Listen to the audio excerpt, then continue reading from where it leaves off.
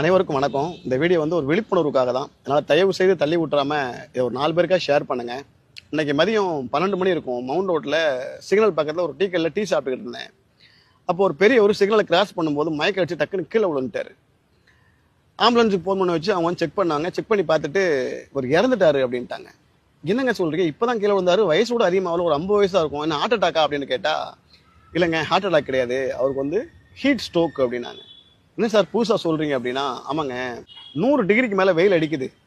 40 வயசுக்கு மேலே உள்ளவங்க இந்த வெயிலில் வந்தாங்கன்னா பல பேரால் அந்த வெயிலை எதிர்கொள்ள முடியாது. அந்த மாதிரி ஆளுங்களுக்கு ஹீட் ஸ்ட்ரோக் வரும். ஒரு சிலருக்கு வந்து பக்கவாதம் மாதிரி வந்துடும், வாய் கோணிக்கும். இன்னும் ஒரு சிலர் வந்து உயிர் போக கூட வாய்ப்பு இருக்குது. இது நிறையா நடந்துக்கிட்டு இருக்குங்க அப்படின்னாங்க. இதை கேட்டவுடனே எனக்கு தூக்கி வாரி போட்டுருச்சு. அதனால் தயவு செய்து சொல்கிறேன், உங்களுக்கு ஏதாவது வேலை இருந்தால் கூட காலையில் 12 மணிக்குள்ளே அந்த வேலையை முடிச்சிருங்க. 12 மணிலேருந்து 3 மணிக்கு வரைக்கும் அடிக்கிற வெயிலில் தயவு செய்து